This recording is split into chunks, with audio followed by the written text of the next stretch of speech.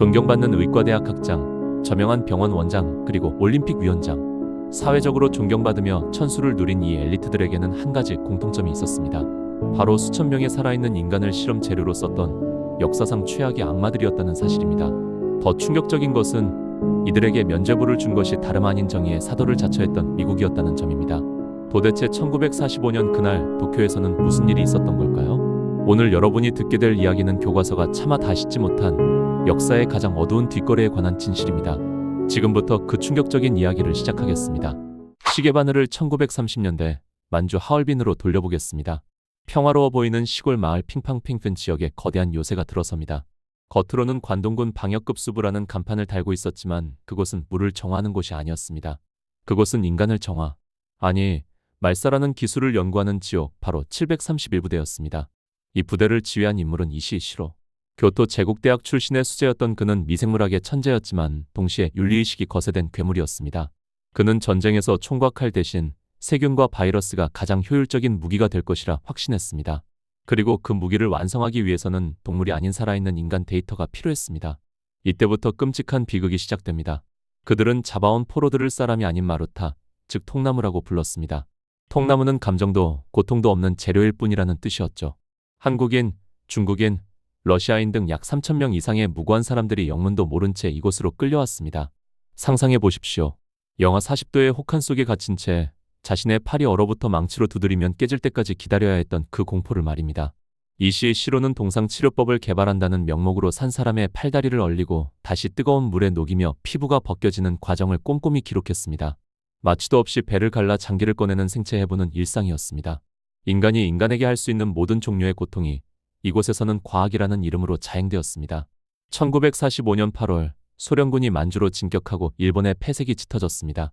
이시이 시로는 즉각 명령을 내립니다. 731부대의 모든 흔적을 지워라. 단 한 명의 마루타도 살려두지 마라. 부대원들은 남은 수감자들에게 독가스를 살포하고 총을 난사했습니다.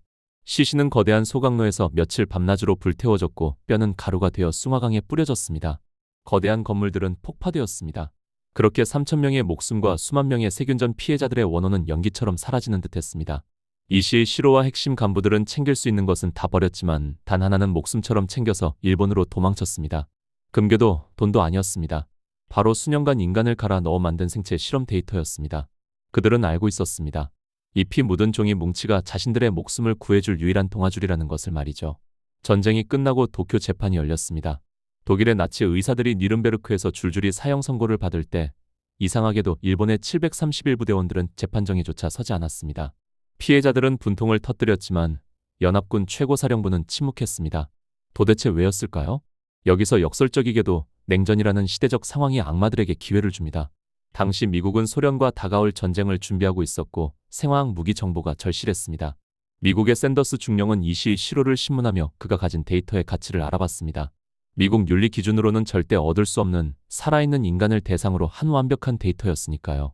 이시이 시로는 뻔뻔하게 제안합니다. 데이터를 전량 넘기겠다. 대신 나와 부대원들의 목숨을 보장하라.